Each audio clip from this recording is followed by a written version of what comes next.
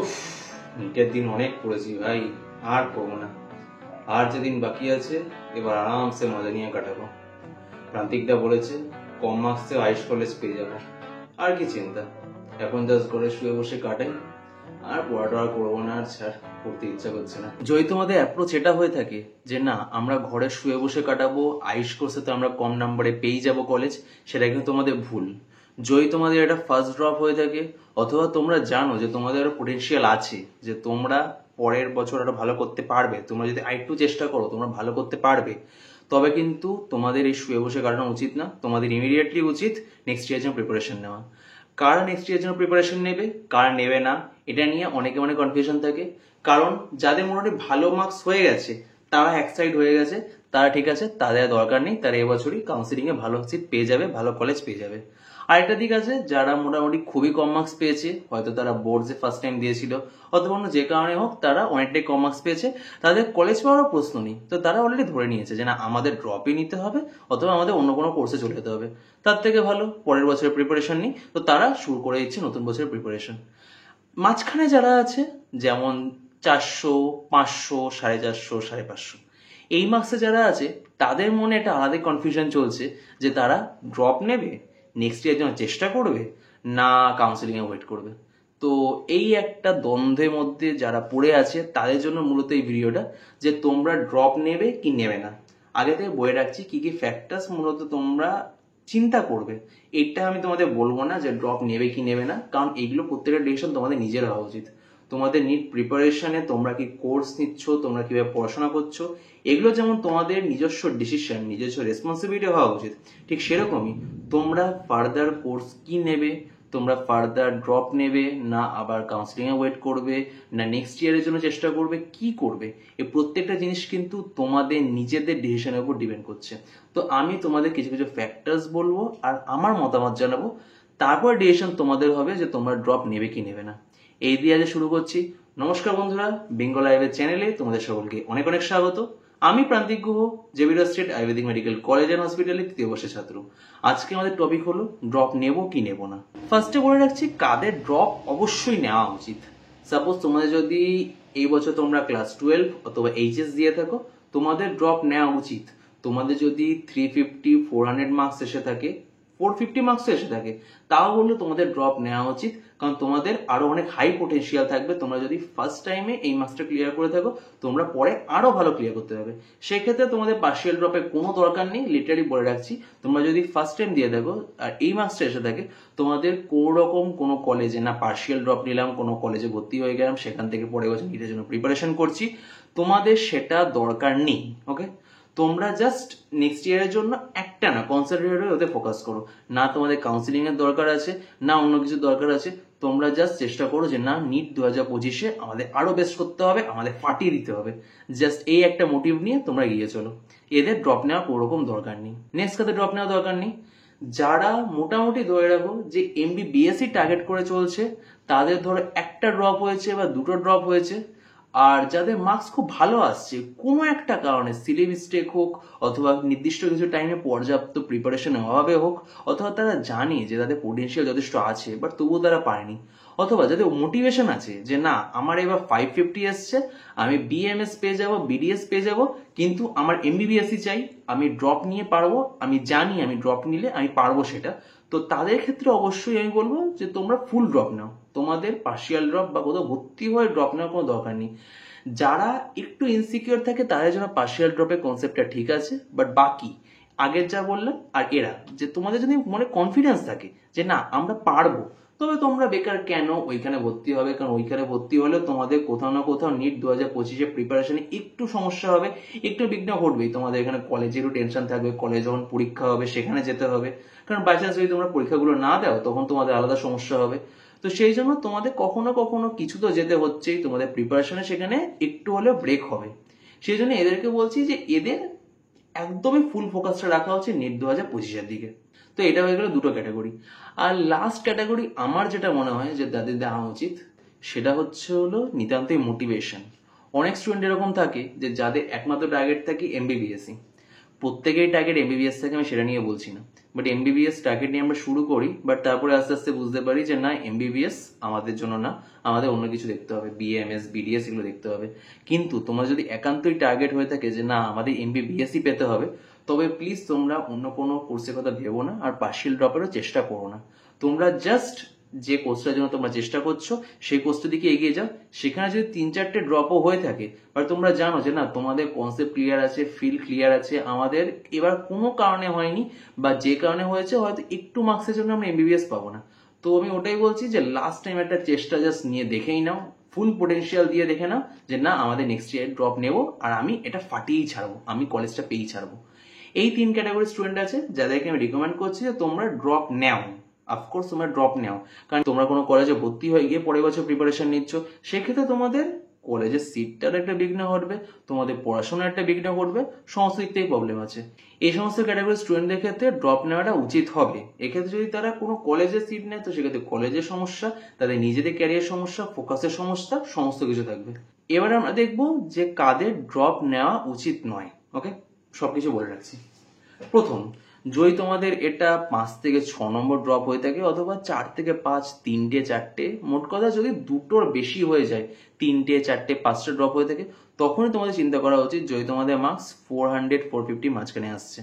অনেকে আছে, অনেকে প্যারেন্টসের সাথে কথা বলে থাকে আমি, তারা বলে থাকে যে না স্যার আমাদের ছেলে বা মেয়ের মার্কস প্রথমে 180 ছিল, তারপরে সেটা 250 হয়েছে, তারপরে সেটা 350 হয়েছে, তারপর সেটা 400 হয়েছে, তারপরে সেটা 450 হয়েছে, তারপরে আবার সেটা 460 হয়েছে, এরকম পরপর। মানে এখন তো আমি বললাম অনেকগুলো ড্রপ বলে দিলাম, আমার একজনের সাথে এমনও কথা হয়েছিল যে বলেছিল যে তার ছেলে 7টা ড্রপ নিয়েছে, আর 7টা ড্রপে লাস্ট যে 3টে ড্রপ ছিল সেই 3টে ড্রপে 460, 480, 490 এরকম পরপর 3টে মার্কস এসছে। তো তার মনে হচ্ছে যে আমার ছেলে তো গ্রোথ করছে, প্রতি বছরই তার মার্কস কিছু কিছু করে ইনক্রিজ হচ্ছে। বাট আমি তাকে বুঝিয়েছিলাম, তোমাদের এই কথা বোঝাচ্ছি, নিটে যে কোশ্চেন পেপার আসে, যে কোশ্চেন আসে, সেখানে নির্দিষ্ট মার্কস থাকে, নির্দিষ্ট রেঞ্জে মার্কস থাকে, যেটা মোটামুটি অ্যান্সার করা সহজ।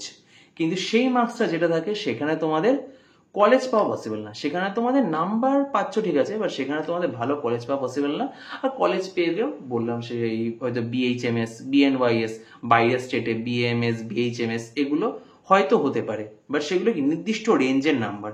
ওই রেঞ্জের উপরে নাম্বারটা পেতে গেলে তোমাদের কিন্তু পরিশ্রম করতে হবে, ভালো রকম এক্সট্রা অর্ডিনারি হতে হবে, বিভিন্ন ফ্যাক্টরসগুলো আছে।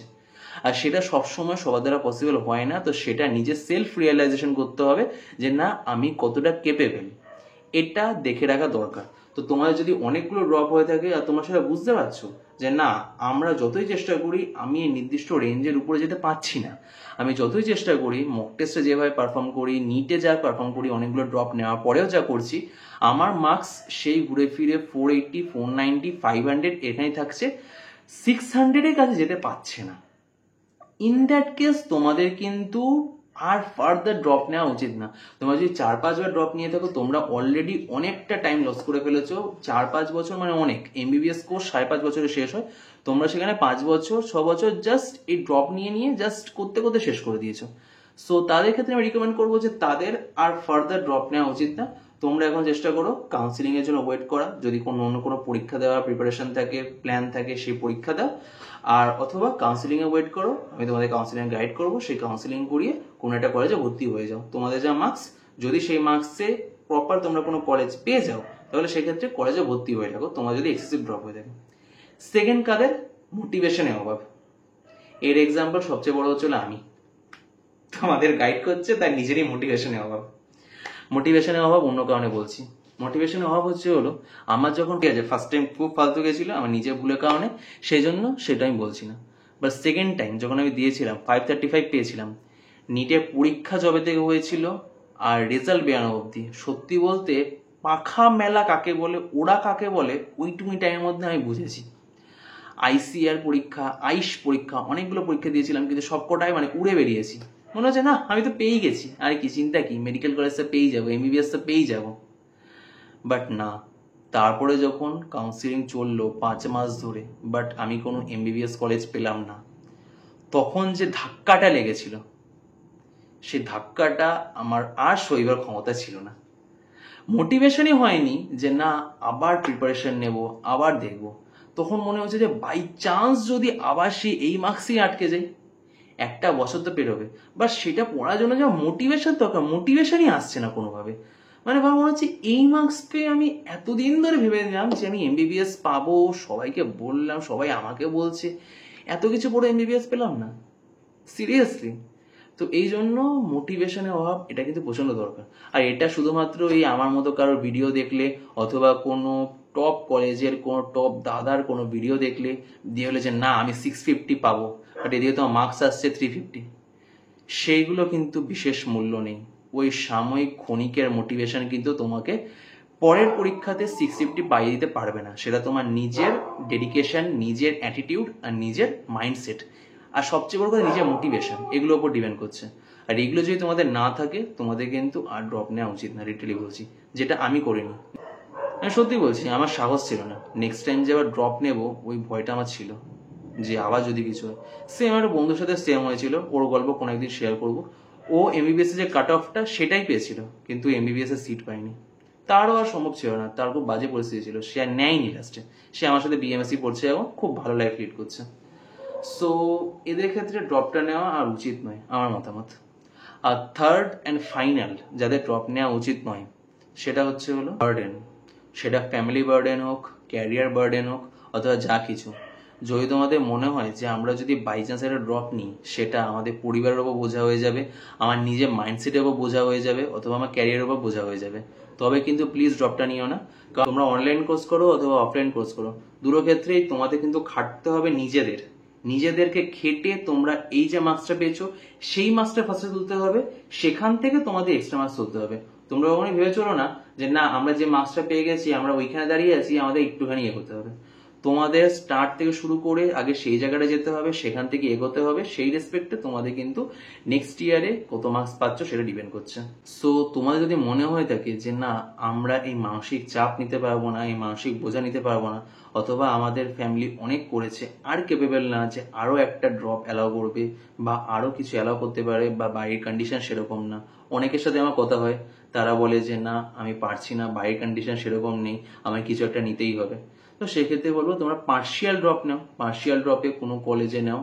আমি বলতে চাই না জেনারেলি কখনো এগুলো, কারণ সেক্ষেত্রে একটা সিট নষ্টই হয়, কারণ পার্শিয়াল ড্রপে সে যখন আফটার অল কলেজ পেয়ে যায়, সেই সিটটা ছেড়ে দেয়। আমি পার্শিয়াল ড্রপে খুব একটা সাপোর্টার নই, এগেন বলে রাখছি, পার্শিয়াল ড্রপের বিরোধী। কারণ স্বাভাবিক একটা সিট নষ্ট হচ্ছে আয়ুষের জন্য না, যে কোনো সিটের ক্ষেত্রে একটা সিট নষ্ট হচ্ছে। এই কারণে আমি আর কোনোদিনই পক্ষপাতী নই, আমি এর বিরোধী বরাবরই। বাট স্টিল যদি তোমাদের এমন হয়ে থাকে যে না তোমরা হয়তো পোটেনশিয়াল আছে, তোমরা পারবে পড়তে, বাট কোনো না কোনো সমস্যার কারণে হয়ে যাচ্ছে, তোমরা ফুল ড্রপ নিয়ে ফুল নিশ্চিন্তে পারবে না ওটা। তোমরা যদি ফুল ড্রপ নাও, কোনো কোথাও ভর্তি না হয়, তাহলে তোমাদের নিজেদের একটা মাথায় বোঝা হয়ে থাকবে যে না, একটা ভয় লাগবে যে না বাই চান্স আমরা ওইখানে কলেজ পেয়েও নিই, বাই চান্স যদি এবার কলেজ না পাই, বাই চান্স যদি আমার শরীর খারাপ হয়ে থাকে, বাই চান্স যদি কিছু হয়ে থাকে, তখন কি করব। এই একটা মেন্টাল চিন্তা যখন মাথায় ঘুরতে থাকবে, তখন কিন্তু তোমরা ফুল পোটেনশিয়ালে, তোমাদের ফুল ক্যাপাসিটিতে পরীক্ষা দিতে পারবে না। সো এই 3 category student please full drop নিও না, পার্শিয়াল ড্রপ নাও, অথবা কোনো কলেজে ভর্তি হয়ে যাও। সো এখন তোমাদের কাছে এরকম অনেক কিছু নিয়ে ভিডিও আসবে। আমি তোমাদেরকে পরীক্ষার আগে কোনোদিন প্রিপারেশন নিয়ে বিশেষ কিছু গাইড করিনি, কারণ সেটাতে আমি নিজেও খুব একটা স্বাবলম্বী নই যে আমি তোমাদের ভালোভাবে গাইড করতে পারবো যে না তোমরা এইভাবে পড়াশোনা করো, এই করে পড়াশোনা করো। আমি নিজে যেটুকুনি জানতাম, যেটুকুনি মনে হয়েছিল, সেটুকুনি তোমাদের বলেছি। বাট হ্যাঁ, পরীক্ষার পর এই কাউন্সিলিং এর টাইমটা যতটা পারবো, যেভাবে পারবো, ম্যাক্সিমামটা দিয়ে তোমাদেরকে হেল্প করার চেষ্টা করবো। যাই তোমরা এমবিবিএস এ যদি হও, এমবিবিএস এ ভালো কলেজ পাও, বিডিএস, বিএমএস, বিএইচএমএস, বিএনওয়াইএস, সিদ্ধা, উনানি, যা অল ইন্ডিয়া হোক, ওয়েস্ট বেঙ্গল হোক, সমস্তটা দিয়ে চেষ্টা করবো যাতে তোমরা তোমাদের এই পুরো বছরের যে পরিশ্রমটা করেছো, এই ফাইনাল কাউন্সিলিং এ যাতে সেটা সার্থক হয়। কারণ নিটে সবসময় বলি দুটো ফেজ থাকে, একটা হলো পরীক্ষা দেওয়া অবধি, পরীক্ষা পরে রেজাল্ট বেরানোর পর থেকে কাউন্সিলিং অবধি। এই দুটো ফেজেই পরীক্ষার আগে দরকার হয় তোমাদের টিচারদের, আর পরীক্ষার পরে দরকার হয় তোমাদের কাউন্সিলর অথবা কেউ গাইড, যে তোমাদের প্রপার গাইড করে দেবে কিভাবে তোমরা কাউন্সিলিং করাবে, কিভাবে তোমরা কাউন্সিলিং এর থ্রু একটা কলেজ পাবে। আর এই সেকেন্ড পার্টটাতে আমি তোমাদের সম্পূর্ণভাবে হেল্প করবো, এটুকু আমি বলতে পারছি।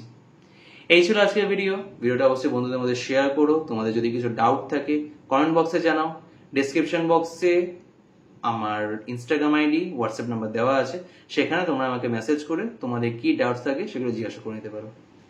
যদি ভিডিওটা ভালো লেগে থাকে please like, share and subscribe Bengal Ayurveda. ধন্যবাদ।